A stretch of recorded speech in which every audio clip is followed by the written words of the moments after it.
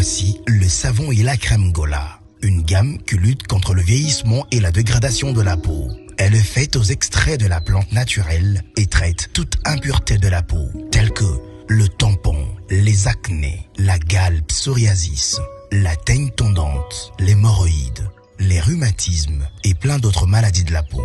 Notez bien, le même produit dans un nouvel emballage. Gola, traitant et unifiant. Un produit de l'Erisien Society. Matondo mingi na bandeko yo boponi etando kitoko échangeur news pona ko partager basango ya République démocratique du Congo elongo na mwana mboka Samba Olonga de père et de mère wazali liboso na bino. Merci na fidélité pe confiance o bozali ko bana ko pesa ngai pete na memela bino basango ya ekolo Congo bipai nyonso bozami à travers mokili mobimba nazali penda kotonda bino botondi yambo ete to bande émission na biso boyebi ete tozalaka penda na devoir ya ko rappeler na ba commun de mortels que justice ya Nzambe erataka moto te, justice ya Nzambe moto moko te a échappaka na contrôle nango soki oko échapper na contrôle ya bato mokili yeba ete Nzambe ba échappaka na contrôle na ye soki moke te. Oza déjà en direct, likez vidéo oyo, aimez ndenge tolobaka na français, aimez, partagez et surtout n'hésitez pas de vous abonner à cette chaîne. À la une de notre actualité, les discours à la nation ou l'adresse du président de la République Félix Antoine Tshisekedi Tshilombo dans un contexte de dialogue. Discours oyo ezali articulé autour de plusieurs points pour na likambo oyo etali bokotisi ya dialogue. Mais na kati émission oyo présenté na mwana mboka na bino Samba Olonga na ko présenter bino ba face cachée ya maloba oyo lobami na tata mokonzi ekolo Félix Tshisekedi to ko décortiquer na bino ensemble pour découvrir comment Tshisekedi azali l'homme de la rupture, comment dialogue oyo Tshisekedi azali ko initier ezali reprise ya pouvoir par le peuple congolais. Pouvoir ezongi na maboko ya peuple congolais. Esengeli congolais nyonso ayebaki pouvoir ezongi na maboko na ye tokolobela yango. Tokolobela comment à travers discours oyo ya président Félix Tshisekedi, à travers initiative oyo à répondre ya dialogue, ndenge nini à détruire mafia moko politique installée depuis plusieurs années na kati ya République démocratique du Congo. Mafia oyo ezwaki en otage pouvoir ya peuple oyo ekomaki na maboko ya ba rebelle, ya ba bandits politiques, pe ba individus ya ndenge na ndenge. En tout cas, au cœur de cette actualité, il y a beaucoup à partager avec vous. Restez coachés, restez vraiment scotchés na émission na bino préférée, na kati émission oyo malobezali ebele boyebi ete Samba Olonga akotaka penda na mozindo pona ko manyola penza o etali actualité na bino. Mabomba mi ya discours ya président Félix Tshisekedi ezali ko découvrir ango awa.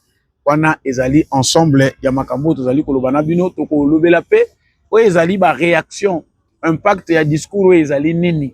Est-ce que discours oyo ezali ko pousser bato mususu bakota zamba? Est-ce que discours oyo ndenge bato mususu baza ko monela ngo ezali ko exclure acteur mususu majeur ya crise oyo? Parce que ezali na bato déjà bazali ko kanisa ke esaleli ya Tshisekedi etalisi ki alingi kimia te, ezali ko talisa que bato oyo il fallait ki bazala na dialogue bazali te. Qui sont ces gens-là? Est-ce que bazali ko peser plus que le peuple congolais? En tout cas, na koloba nyonso na kozangisa eloko moko te na kati émission oyo. Merci na yo oyo zali ko rejoindre etando oyo nazali ko rappeler bino ke liboso na bino soko yebaki ngai te ezali mwana mboka justice moshameso oyo babengi Samba Olonga mingi bayebelinga na kombo wana Samba Olonga de père et de mère naza congolais à bonne qualité ezali prétention te, mais j'ai fait tout pour être un bon citoyen et j'espère que yo po zali na kati ya kosala yango. Likez déjà, aimez déjà vidéo oyo, partagez yango massivement na voisins et surtout kobo sanate ou s'abonner na chaîne oyo soki ozana nous abonner te. Vous allez remarquer que au début de cette émission, j'ai dit échangeur news. Ezali réponse na batante na bino pona bandeko oyo bolobaki na biso to changer combo parce que échangeur elf ezali kopesa impression mabe par rapport à entreprise oyo française na makambo mabe basala pe bazo continuer kosala en Afrique. Bandeko belé komela ki rédaction na biso pour que tout changer kombo wana yango to étudier pour enfin parler d'échangeurs news échangeurs ezali parce que sika o émission na biso esali maka ezali pas loin de l'espace échangeur limité na biso tozali na ngambo ya lemba. Merci na bino bo continuer toujours ko s'adresser na oyo ezali rédaction ya chaîne oyo pe bo continuer ko pesa confiance na mwana mboka Samba Olonga de père et de mère. Nazongi na lombango na oyo nauti koyebisa bino awa na ebandeli. Nauti koloba na début ya émission oyo. En tout cas, président Félix Tshisekedi a salaki adresse la nation mokolo ya lobby le 27 août 2026 dans lequel a lancé officiellement dialogue national pour la paix, la cohésion et la refondation de l'État.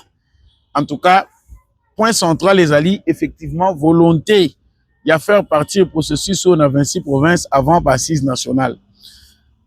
Et là, nini président Tshisekedi a sali to yebi ete ezali na parcours molayi we esalemaki na likambo etali dialogue. Ba initiative eutaki bipai na bipai, ba demande ba initiative, il y a ba individu, il y a ba groupe pour que Tshisekedi en tant que président de la République akotisa dialogue. Et parmi ba initiateurs, tout le monde a qui bato ya liboso quelques acteurs politiques. En dehors des acteurs politiques, tout le monde bato ya Senko na SCC, ils étaient aussi à la base d'un pacte social oyo bango balobaki po na kimia na Congo pe na région ya Grand Lac. En tout cas, batambola ki pe na initiative na bango wana, ils ont commencé à aller voir le président de la République pour lui présenter leur projet. Batamboli nango pe en Afrique pe à travers le monde. Et en dehors d'eux, il y avait d'autres recommandations. Il y a quelques homologues, il y a président Félix Tshisekedi oyo basengaki na ye que à côté sa dialogue moko pona koluka cohésion nationale pour que bon moko ezala na ba Congolais. Il y a aussi certains pays européens qui ont rejoint cette course pona kosenga ete makambo oyo esalema ba Congolais bazala bomoko. Mais awa tomoni tata mokonzi ekolo président Félix Tshisekedi auti ko s'adresser na nation. Adresse na ye esali presque 38 ou 39 minutes ezalaki penda mwa mingi parce que asali parcours ya molai kotalisa biso mayeleka na mboka na biso situation mboka na biso ezali ko traverser aza kotalisa biso ba forme pe ba dialogue to sito mona na mboka na biso pe oyo e apportaki lokola moi contribution na mboka na biso pe a décortiquer pour te comprendre vice oyo ekoti à travers ba dialogue. Pourquoi ba dialogue ezali lelo très mal vu par le peuple congolais. Le président Tshisekedi a très bien parlé. D'abord, impression à liboso ezali koyeba que yé en tant que président de la République na makambo ya lobby. Président Félix Tshisekedi, il s'est répété dans plusieurs fois parce que ba discours azali ko tenir bien qu'il y ait un discours oyo yasika ils na moi élément nouveau mais plusieurs fois il a répété le même chose. Ngana yebisaka batu que président Félix Tshisekedi azali na présidence na gouvernance moko à caractère pédagogique. En réalité, il y a de cela plus de 50 ans depuis tozo indépendance. Nanu tozo président moko te azali na volonté politique ya kolinga ko servir des leçons pour permettre qu'il y ait en tout cas un lien solide entre ba gouvernants na ba gouverner na République démocratique du Congo, qui est transparence, qui est un dialogue sincère entre bateau bazako kambambo kana bateau yo baza bakambami. Lelo à travers Tshisekedi, on voit qu'il y a une démarche avec beaucoup d'amour, beaucoup d'empathie pour chercher à ce que peuple congolais a se rapprocher davantage de l'institution en Mboka. Peuple congolais a entendu, le peuple congolais a eu part na responsabilité ezali nini. Mais tokoti sikoyo na mozindo ya makambo ezali discours. Président Tshisekedi na analyse ya liboso tosali Tshisekedi azali kolinga corrompre na ba dialogue ya partage ya pouvoir. Boyebi que na mboka na biso na habitude culture ese koti na politique ya mboka na biso. Chaque fois qu'il y a dialogue, c'est-à-dire eza lokola rendez-vous ya ba acteurs politiques, basala ba chantage, ba se repositionner politiquement. C'est lui qui trouve place à ces assises là, il sera le mieux servi. S'il y a se retrouver soit à ce poste, soit à côté quelque part, bah eux peuvent se retrouver, ils vont aller chercher d'autres canaux, même illégitimes, pour que prochainement, bah considérer pe bango pe baya ko participer. Donc président Azali, Ezali moko élément le plus fort ya discours naïe, il a posé les diagnostics. Les précédents dialogues ont souvent servi à gérer les crises par le partage des postes et des responsabilités, sans suffisamment s'attaquer aux faiblesses structurelles de l'État. Il a également, le président a critiqué beaucoup le processus où il a trop concentré entre acteurs politiques, loin des réalités quotidiennes de la population. Ceux qui sont acteurs politiques, bakutani, ici, ils n'ont pas passe à sango bisengwa pap. Donc, biso toujours loba. Congolais va se retrouver à ba dialogue et les kakana bamboka na biso. Le peuple ne se retrouve pas. Les akanango loko la partage ya gâteau, ceux qui aussi to kutani a. Et si donc tozo tala naka biso tozawana a ye loko la simbi mandoki. L'exemple le plus éloquent, c'est l'exemple du dialogue inter-congolais. Qu'est-ce qui s'est passé là-bas? Ceux qui avaient pris les armes, Bazala qui n'a plus d'aura. Pour retrouver la paix, il fallait négocier avec ceux-là qui avaient pris les armes. Ce sont eux qui se sont imposés. Basengi amnistie générale, balimbisi bango na mabe nyonso basalaki. Le peuple était abandonné à son propre sort. Bato oyo bakufaki mutu moko dédommagaki bango. Il n'y a pas eu justice pour les victimes. Ils se sont empassés de tout. Bakaboli basali na partage à pouvoir. Président, 4 vice-présidents, bakoti ici ba criminel na kata ba institution. C'est dans ce sens-là que Tshisekedi veut une rupture. Il n'y a pas de dialogue où il y a un poste. Ngonga yangoyo. Kamita tusoko zongi oye awa ozu passeport. Idée ezali que na ye po kabola poste. Kebo oya ozonga zamba. Parce que clairement, on voit que Tshisekedi lui ne blague pas. Il a beaucoup insisté sur cette prise de position. Ezali po batoba sosola qu'il est sérieux. Le deuxième point le plus important dans le discours il y a présent Tshisekedi, c'est que le peuple n'est plus le spectateur, il devient le point de départ. Et si on a koyebisa ba imboka, total la discours à Tshisekedi te le discours moko ya ba politicien. Non, Tshisekedi nous fait une pédagogie politique. Il retourne le pouvoir entre les mains du peuple congolais. Et le réunion de la biso congolais tokanisaka ke pouvoir eza ya ba politicien. L'impression qui nous a été donnée pendant plus de 50 ans, il y a règne. Il y a bato oyo bakambaki biso kobanda na Mobutu tito ye na bato Afdel na Joseph Kabila. L'impression c'était que le pouvoir est concentré entre les mains des politiciens. C'est-à-dire so bato bakoti na kata ba institution bangonde mutu bakomi ba gardien bangonde bakolo pouvoir. Le peuple souverain n'avait plus sa place. Mais deux marches au Tshisekedi a yeli biso. Maloba au Tshisekedi a lobby. Ezotalisa que pouvoir ezongi na kolo nango sur le peuple. Tshisekedi plus loin parle na likambo ya dialogue ndenge ko salema. Point de départ ekozala lisusu Kinshasa te parce que bato bazo uta bipai na bipai, bazo uta bazamba, bazo uta na bapoto, bazo uta awa na kata ba institution, basangani. Certains pour la plupart sans mandat du peuple. Yebisanga isenko na SC mandat na bango uta kananani. Parce que nous savons qu'au moins à travers les élections, nous sommes président de la République, nous sommes renouvelés comme animateurs de l'institution. Si nous sommes mituna, dialogue et répondre à nos besoins, ils sont mandatés par qui? C'est ainsi que Tshisekedi déjoue cette aventure. Oyo to mesana koyoka, aventure moko oyo ese kota na makila ya bato. Et comment la faiblesse, et comment la culture politique na biso. C'est-à-dire, na tcha makelele, na s'imposer, na manipuler batu po ngai pe na ya na dialogue, na se retrouver ba pesa ngai poste. Non. Le souverain primaire, conformément à notre constitution, selon l'article de notre constitution, c'est le peuple congolais. Yende Moutouaza, vrai détenteur de la souveraineté. yende mutu a décidaka, yende a changeaka ba animateur. Donc esengeli population congolaise conscience ezwama à travers acte où ezali posé na Tshisekedi en tant que président de la République. Le peuple congolais ne doit plus demeurer spectateur. Donc bino bofandi un groupe d'individus babima lokola bayanke bangonde bakendaka kolobaka na kombo na bino baza ni ba député baza ni quoi que ce soit, il s'accapare du pouvoir du peuple balobaka na kombo na bino.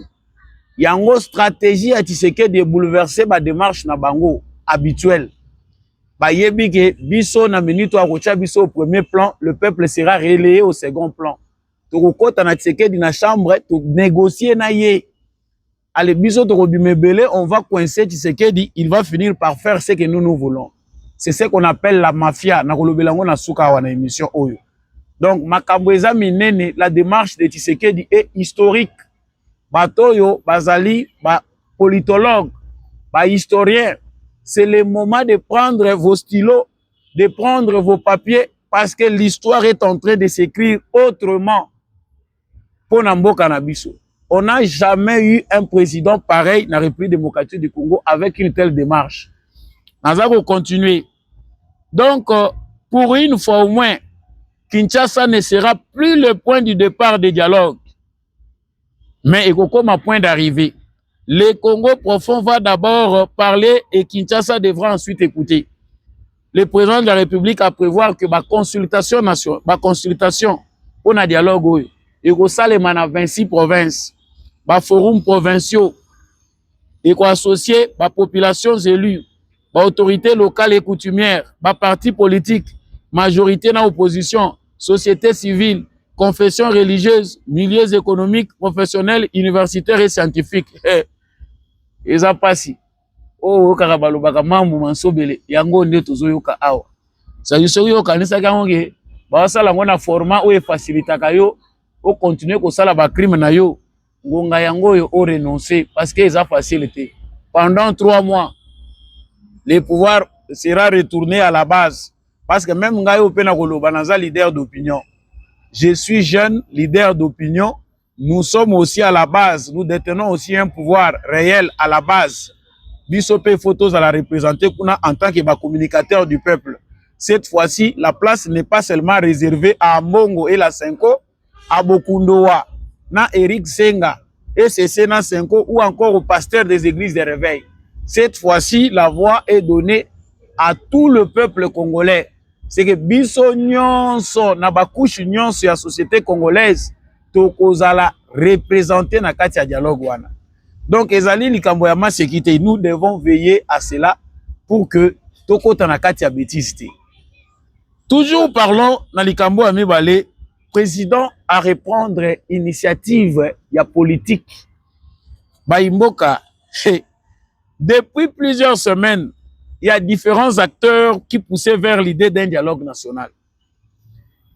Le président pouvait suivre cette pression, hein, accepter qu'un format soit défini par les autres. Oui, bien que makambo dialogue autant que bandaki, certainement, batuloko la 5o, ECC, AFC M23, batwa Moïse Katumbi, batwa Joseph Kabila, basalaki déjà une coalition secrète pour faire pression à Tshisekedi, de manière que Tshisekedi azala au centre te ya dialogue. Bango babimisa acteur moko naître, oya outie pa ya na bango, na tendance ya ko renverser pouvoir. Normalement, ceux qui ont eu déjà coup d'État. En réalité, tout était déjà clair. Que Senko, ECC, M23, AFC, Ensemble à Katumbi, Sauvons le Congo et Kabila et tout ce qu'ils créent aujourd'hui, ils étaient déjà dans un bloc pour évincer Tshisekedi du pouvoir. Et ça, c'est créé à Polichinelle, mais Tshisekedi aujourd'hui, à reprendre initiative à travers annonce à Sali. C'est-à-dire, Tshisekedi leur impose maintenant son rythme.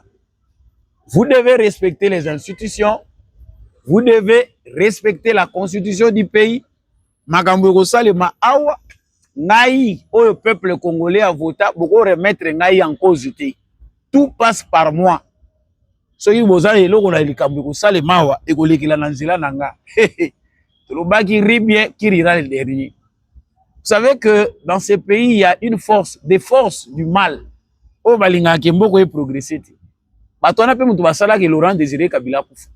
Bato ebele batindiki biso na lolenge moko ya mabe. Lolenge oyo batindika biso ezalaka kaka ke batiaka ba président pression na ndinga mabe po bango ba se positionner. Mais Tshisekedi a repris l'initiative. C'est là qu'on comprend qu'il a pris tout son temps. Il n'a pas couru derrière des revendications des uns et des autres. Il a observé, il a consulté, il a écouté. Puis il est revenu avec sa propre architecture et dialogue. Moi, à mon tour, je prépare. Tu manges ou tu ne manges pas. Et ce n'est pas tout le monde qui a accès. Cette fois-ci, les abats ayant droit. Makamboisa Somo. Na juillet, la confession religieuse qui reçue dans la cité de l'Union européenne, l'Union africaine. L'idée d'un dialogue inclusif est déjà annoncée. Puis, dans Libreville, le 16 août, le président Yebisaki, diaspora kuna ke ba contour ya dialogue ye moko ako préciser yango. So tozolo banabino abozo remarquer que makambo eza mingi ya koloba meloko ya télévision eza ngonga nazali ko kende nango progressivement. Point moko ezali ko fâcher na makambo etali dialogue. Les groupes armés ne peuvent pas transformer leurs armes en tickets d'entrée politique. Je vous lis d'abord la phrase du président de la République. Oyo asa yebisaki bato oyo ke makambo bozoluka ya ba dialogue. Boye bagayango que vous devez comprendre une chose. Je dois d'abord lire la phrase du président parce que c'est une phrase très importante.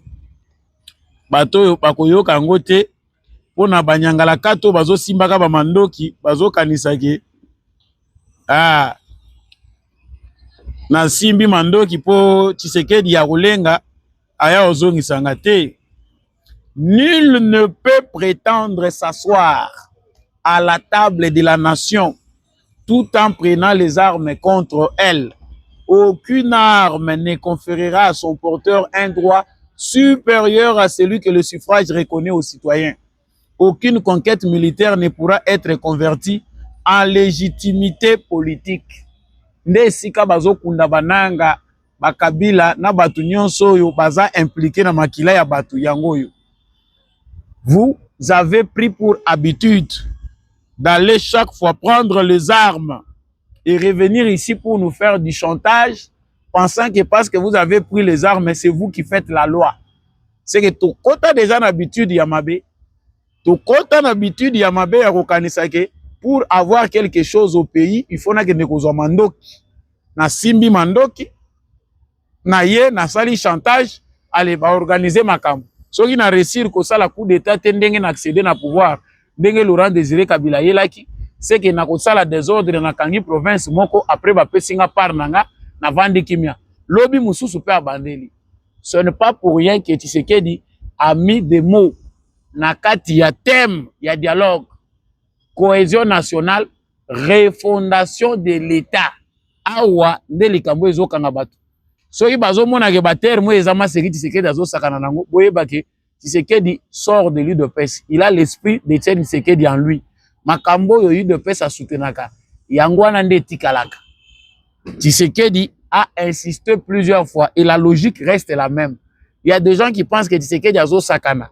Il veut exclure bato bazali acteur majeur. Mais quelque part, moi, ça me fait très mal. Et il y a même des Congolais qui font des analyses et qui donnent raison.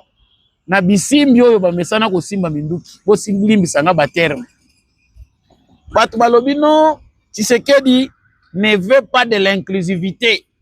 Comment Tshisekedi peut organiser un dialogue, exclure Kabila et Katumbi et l'AFC? C'est que Boza Simana Bango. Arrêtez d'aller par quatre chemins. Dites la vérité. Vous voulez tuer Tshisekedi? Vous avez voulu qu'on fasse un coup d'État à Tshisekedi. Vous voulez que le Rwanda continue à diriger le Congo. Arrêtez de nous dire que non, il n'y a pas d'inclusivité. Tshisekedi ne veut pas la paix. Non. Ayez un langage clair. Par revendication à Bino, bozo voilé yango na ba terme ya lokuta. Alors que vos mensonges n'ont plus de place. Dites la vérité que makambo Tshisekedi azoloba ezali ko corroborer te na ba intérêt na bino. Mais biso ba congolais auto souffrir na ba dialogue lokuta oyo epesaka congolais loko te tomoni ke Tshisekedi aza na raison. Yango bandeko na ngai pouvoir o bazozongisela bino bo sala nango masekite to sala nango masekite. Bazoloba le pouvoir appartient au peuple congolais. Il y en a de ceux-là qui blaguent. Bah quand Tshisekedi dans la théâtre, non, Tshisekedi pour se sauver, il retourne le pouvoir aux décideurs. Il retourne le pouvoir au souverain primaire. Kanga bisaka. Ba yebisa bino ke tour e kozala loko la vente. Nanga na zamba ba yebisi bango foncer Tshisekedi. Non, Tshisekedi est en train de vous dribbler. La justice doit faire son travail. La dialogue eza blanchisserie te. Bako garder bino, bazo continuer ko bomba bino awa, bino boyaka kaka, bolakisa na bano nyonso bazo botama ya kuluna botekelaki biso ke pour avoir quelque chose en politique, il ne faut pas convaincre le peuple congolais, mais il faut plutôt aller en brousse, aller prendre les armes et s'associer à des puissances étrangères pour na ko bomba bandeko na bino moko. Les dialogues de cette fois-ci en terre bas criminels de guerre nyonso toyeba. Si les dialogues de San City étaient un filet troué, les dialogues que Tshisekedi ouvre la voie, les dialogues dont Tshisekedi vient d'ouvrir la voie, c'est un dialogue qui va enterrer tous les rebelles. Ba série à ba rébellion auto connaître na mboka na biso et koki et sili. Le vrai diagnostic c'est maintenant du sommet à la base. On ne partira plus du sommet à la base, mais de la base au sommet. Tozo déraciner molimo ya ba rébellion, les Rouberwa, les Moïse Nyarugabo, tous ces rebelles otoyebi que parcours na bango, vie na bango mobimba na politique, ils se nourrissent que du sang des Congolais. C'est fini. Bolo Baono, Tshisekedi est en train d'exclure des acteurs majeurs. Acteurs majeurs et la kisi, bakende kozwa bato babomi batu na Kishishe, babomi batu na Goma, babomi batu na Bukavu, baya na bango awa pour le bien d'Ambongo et la Senko. Likama mafia politique oyo, yango na kosuki c'est la émission. On peut être opposant, on peut critiquer Tshisekedi, on peut contester la politique de Tshisekedi, mais prendre les armes ne doit pas devenir les raccourcis vers le pouvoir. Biloko nde yango tozoboya. Yango nde ezosala que peuple congolais mobimba a soutenir des marches à Tshisekedi. Vous avez pris les armes et vous venez maintenant enseigner aux gens la légitimité et la légalité. Et ça qui nous quitte. Tshisekedi a raison, nous avançons. Tshisekedi n'a pas fermé la porte aux combattants qui renoncent à la violence. Dans les discours du président, il a laissé une brèche ouverte. Ndenge kaka baloba na Yesu Kristo, oyo akotubela masumu na ye pe atiki yango, ye wana limbisami abengami mwana na Nzambe. Tshisekedi, en bon chrétien, en bon croyant, il a compris aussi le pouvoir du pardon. Yo zana Nzambe ozo continuer ko boma bato, ozo continuer ko yibela Rwanda minéré. Vous voulez maintenant discuter ko tia pression pour ya ko participer na dialogue. Mais vous avez un cerveau qui a des problèmes. Donc, toya ko zoyo par rapport de force, parce que vous massacrez les gens. Tu es inséré au dialogue pour qu'on ait une institution. Tu es malade, monsieur. Nous appuyons Tshisekedi à 100%. Monsieur le Président, vous avez moins réserve à Mouké parce que au lobby qui était, il faut que la cohésion nationale, to kitisa moi Mouké, yango to kitisi.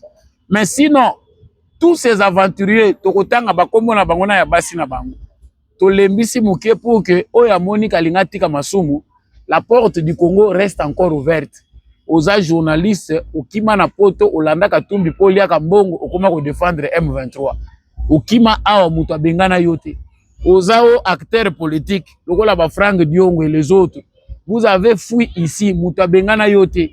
Vous vous êtes retrouvés là-bas, par Jean-Claude Mvwemba. Qu'est-ce que vous êtes allé chercher là-bas? La porte reste ouverte. Aéroport Andjili Peza Polele, Zonga na Congo. Zonga. Soko bomaki mutute likambo pe eza nango te. Soko bomaki place ezo sala pasi yango. Pardon turo ezate. La rupture signifie que soko bomaki okoleka nanu na esambiselo. Il faut réparation ezala pona ba victime, justice ya solo solo. Yango ndezo sala ba igri pasi. Yango ndezo sala bato règne ya ténèbres passe. Pona bango balingi ténèbres continuer kozala. Bato ya camp ya statu quo.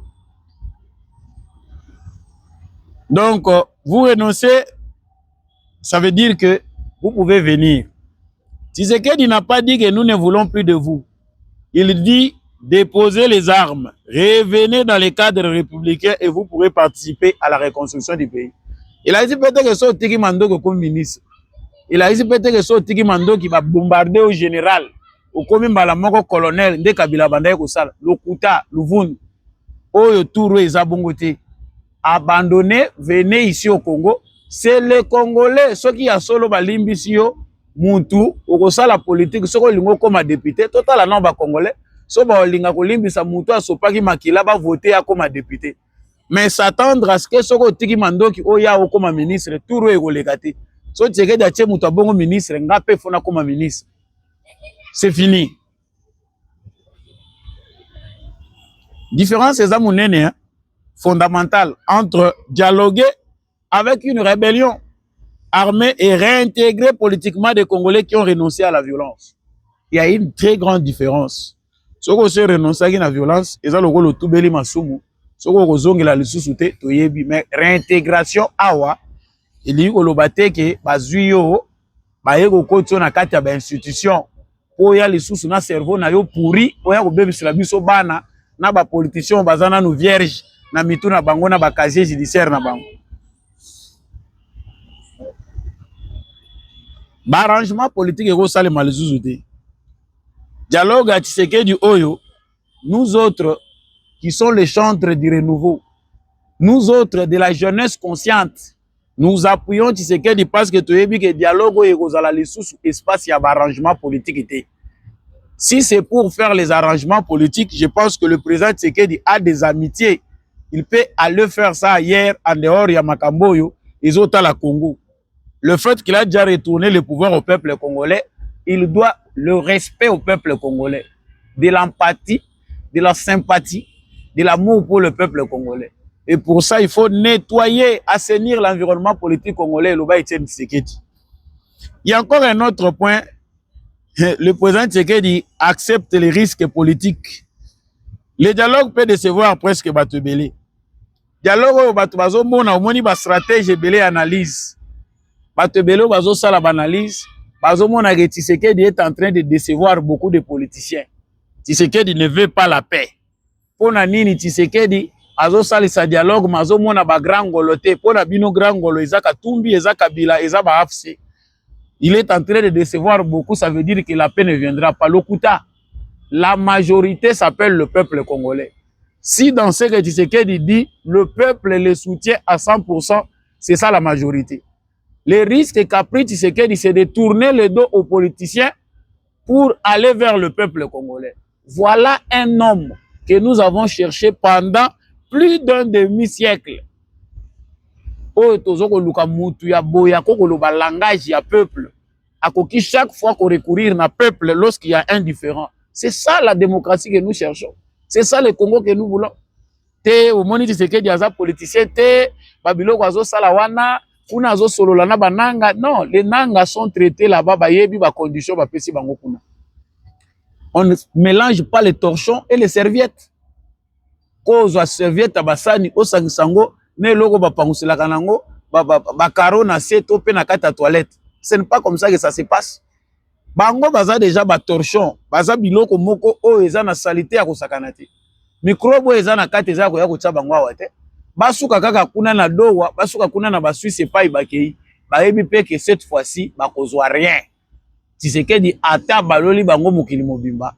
La logique qui est ici et qui demeure, c'est une logique du respect, il y a fondement, il y a pouvoir.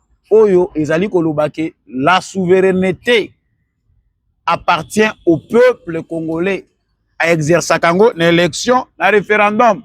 C'est lui. Mais sur le président Tshisekedi est un grand stratège, il a changé le sens du dialogue, selon certains. Tshisekedi a perverti le dialogue au Batubandaye Gozila. Donc, ba dialogue est salement nango ebele. Batu pe tout bazozila ke to liaka ndenge to mesana. Mais batala boye Tshisekedi abeti carte na ye mopanzi awa nazolo bana bino awa ambongo place azali soki bako kutana na Tshisekedi na couloir na yebite baza ebele cop na bango ekoma dialogue cop na bango ekoma ba arrangement chaque 5 ans chaque 10 ans tout ça la ba sur place ekoma lokola ne gordien tozo tourner na kati ya cercle moko to baluka kaka peuple alelaka. La carte du président Tshisekedi, c'est une carte très intelligente. Le peuple congolais est là pour trancher. Qui dit refondation de l'État? Là, c'est que Sabine Zopé, ça passe. Qui dit refondation de l'État dit aussi réforme institutionnelle, dit aussi changement constitutionnel, dit aussi référendum populaire. Ce que passe. On est belé déjà bandi ko comprendre balobi to lukaki makambo to ekoya na kitunga Tshisekedi et comme makambo à refondation de l'État mais ba terme ezo uta wapi ce sont des termes pas vagues nazo yebisa yo que so za politicien olandaki Tshisekedi yeba que Congo ekoti na kati ya virage ya sika to koti na kati ya vent mo pe pasike koti la refondation d'État dont parle le président Félix Tshisekedi et koboma ba politicien belé acteurs et belé oyo bazali acteurs inutiles pour les intérêts du peuple congolais bakozala effacé yango makambo tozolo ba pona ba conscient tozolo bela ba attardé te na ba inconscient donc yo ozo kate ozo zela ki oke na kolanda o nanga lobby bango pe ba lobby kasi bango na bazui Goma bazui Bukavu basala ngwe comme pays lokola da ba déclarer mais nous ici c'est la refondation de l'État, c'est la cohésion nationale, c'est la paix d'abord. Les intérêts de tous, les alliés na kati. Mutu moko tazana ba intérêt na ye ailleurs. Biso nyonso tokozala na mboka, dialogue ekosalema na mboka. Soko za likambute okoyawa. D'ailleurs biso to proposer que bachango na palais du peuple to na stade des martyrs. Biso moko tokozala wana, tokobanda kolala wana. Totala makambo nyeko kozala traité na kati. Et moi j'encourage dynamique ya ba jeunes. Le Congo est aujourd'hui peuplé de jeunes. 70% de la population congolaise, ce sont des jeunes. Il faut se réveiller. Nakati ya makambo ekoleka kuna ne laissons pas la place aux vieux. 70% ya bateau, il faut bazala nakati na makambo tozo solola ya mboka, oh il faut zala ba jeunes. Si nous n'avons pas de place là-bas, c'est que ba makambo ekobano continuer kaka. Il faut que la parole soit accordée aux jeunes, toza victimes. Ya ba makambo mabe et salama na bato, ba musuba kufa, ba musuba tikali. Bazolinga ba transmettre biso lisuba virus na bango ya mabe. Coup de chapeau na président Félix Tshisekedi. Ndengo ozo sauver Congo, ozo sauver avenir ya jeunesse oyo. Avenir na biso eza en danger. Hypothéqué déjà par l'AFDEL et Joseph Kabila. AFDEL a ça teka déjà milimo ya bato nyonso. C'est que si eza déjà programmé que soko botami na Congo sous Kabila, okokufa na yo komona bonheur te. Loba malamu yo moko mitia sérieux obunda. Yango moni ebele bakimaki mboko. Bande ko ebele bilenge bazo kima ti lelo ba mususu bazo continuer ka kokima. Pourquoi? Ils ont vu le spectre de l'échec. Okolekisa vi na yo mobimba. Bango basi ba programme biso po to échouer parce que gouvernance na bango ya 21 ans, 3 ans ya Mouzé, 18 ans ya Joseph Kabila. C'était pour nous massacrer, c'était pour hypothéquer l'avenir de la jeunesse. Au Sosoli, en tout cas, yeba yango que le président Tshisekedi n'est pas seulement un stratège, mais c'est un Moïse aussi. Pour to sauver biso, il faut penza to tangisa na mikanda na ba classe abana na biso, il faut to tangisa Tshisekedi Tshilombo makasi. Ye wana ndaza ko instaurer état de droit na démocratie. Démocratie nde yango. Naza kokota na conclusion ya makambo oyo na uti koloba awa. Ezana eloko munene oyo Tshisekedi aza kosala lelo to betela yango sete. Ezali likambo ya mafia ya politique oyo Tshisekedi a détruire. Na mboka oyo toyebi que biso nyonso tozalaki victime ya accaparation ya pouvoir ya peuple par un petit groupe d'individus. Ba yanke moko ba misala ba yanke, ba bandits d'état. Ba mususu na ba parti politique, ba mususu na ba confession religieuse, ba mususu na kate économie ya mboka. Ba komisa politique ya Congo cop na bango personnel. Et ba créer cycle moko boye ya ba crise perpétuelle. Oyo ko banda kozalaka ba crise pour que bango bangindaka. ba famille na bango na bana na bango baliaka kaka mbongo ya moyibi congolais continue ko souffrir. Aujourd'hui, Tshisekedi est au cœur de cette mafia. Donnons de la force à notre président. Donnons vraiment beaucoup de soutien à notre président pour que cette mafia soit détruite pour du bon. Dorénavant, tolobela lisusu ya bambongo te, bachole te, bakerel na bango, basala kango na mandat ya peuple congolais. Ils n'ont jamais été mandatés. Voilà pourquoi Tshisekedi nous retourne le bâton du commandement. Le pouvoir commence aujourd'hui à la base pour que les sommets puissent faire ce qui est dit à la base. Ma consultation est au Salema. J'espère bien que Batoyo Bazali au centre de l'organisation va cibler toutes les couches sociales de manière à ce que Makambo et Kobimawana cette fois-ci elle a appliqué. Nous avons encore connu un cycle qui a Makambo Yaboye. Ma consultation est Salema na conférence nationale souveraine. C'est aussi un forum. Il y a des Congolais qui ont mis sa résolution, mais à cause de la mauvaise foi, des querelles politiciennes, il y a gouvernance, il y a motema mabe ya Mobutu. Ba conclusion nyon se bima kuna etikala kozala appliquer. Lelo oyo tozo bandela, pas pour satisfaire des gens inutiles qui ont préféré prendre les armes pour imposer biso dictat na bango à travers Bakalanchikov. Nous les enterrons définitivement. Et on a nazolo bagé, batebele ba ososola teke bitumba o eza affaire personnelle ya Tshisekedi te. O moni nanga eza eloko mo Tshisekedi fala solo na bango guerre sila. Et Tshisekedi kuna azo solo na bango. Non, eza affaire ya nanga na Tshisekedi te. Ce n'est pas une affaire de Tshisekedi et Kagame. Tout ce qui se fait là-bas, c'est de l'embellie, c'est de la forme. Le fond, nous le connaissons tous. Ce pays est livré au pillage, a été livré au pillage. Les Américains va piller, les Européens va piller, les Africains va piller, et un groupe de Congolais aussi se sont associés à ce pillage. Nakata mafia wana pour que bango pe ba piyaka. Donc mboke comment lango ya bayaki. Yanki wana ezokufa. Chers Congolais, vraiment, je suis très content de savoir que Bozé Bele Bolandaka Samba Olonga. L'actualité va continuer sur cette chaîne. Makamaro le Bozé Bele mes télévisions et Zangonga. Parce que nayebi ke boza pe na ba préoccupation pe makambo mususu ya kolanda. Ya motuya ezali dialogue au président Tshisekedi ya lobby oyo bientôt ordonnance présidentielle ekobima. Soko boy kokota etali yo. Nanga n'est pas plus que l'intérêt supérieur de la nation.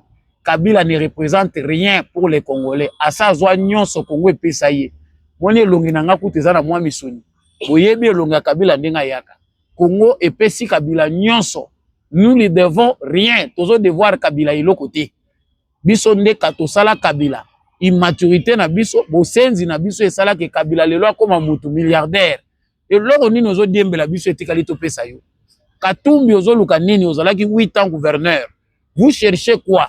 Ce qui politique est simbité sala bilanga. Ce qui bilanga te ozana makambo football. Kende ko luka pose na FIFA. Pourquoi vous voulez toujours mettre la vie des Congolais en danger? Dans la nation, il y a un Kanda Pamba parce que le président Zolo ba cohésion, mais cohésion est le but de tout cautionner ba bêtise. Soko lingi kimia oyote baza offrir au fele, lukambo ka mususu kende. Émission ya lelo ezo sukawana Samba Olonga réserva ki yango pona ko décortiquer ko pesa bino impression na makambo etali discours ya président de la République. Ngana bossa na point moko ya mutuya, boyebi que États-Unis aza sima ya makambo Tshisekedi aza ko sala, la première puissance du monde. Oyoki to yokite. Yo kende koluka Europe balobi États-Unis azape wana zo soutenir dialogue oyo Tshisekedi azali ko convoquer oyo kango bien na koyela ngo suna ba analyse prochainement. Merci na mwana mboka Refin Tishiku azaki na sima caméra pe na réalisation émission et ko manabitando na bino nazali kotonda botondi na l'homme de la vérité des urnes Jean-Louis Tshimbalanga, président de la Convergence pour l'émergence du Congo. Nazape Kotonda Mingi, Papa Maurice Kikangala, encore une fois, ma condoléance est belée pour la perte de maman. Merci Mingi, na Papa Boniface Mpunga, Pasteur Digbo Bolamba, Papa Jules Kassongo depuis Hollande, Nazali Kotonda Mingi, Papa Jean-Marie Kayeye, Maman Fifi après ça kinga kombo awa, Nazali Kobosana, en tout cas, tout le monde a Kobosana batute, Balobi Mabanga, ils ont fait partie de la famille, tous ensemble.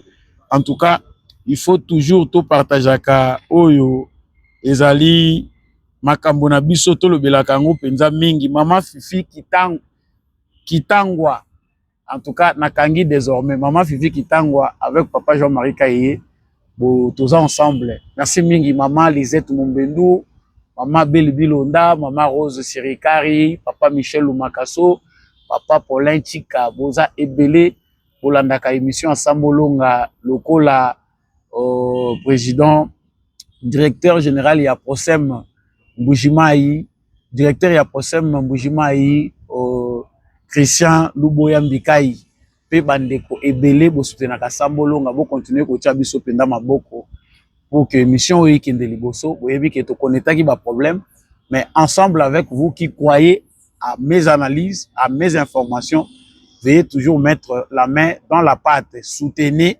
abonnez-vous à la chaîne, envoyez-nous vos moyens, vos matériels pour que cette émission aille toujours de l'avant. Ngaina bino na banza tokutana prochainement na émission Moussousou. Likez, partagez, abonnez-vous et bendele koyate.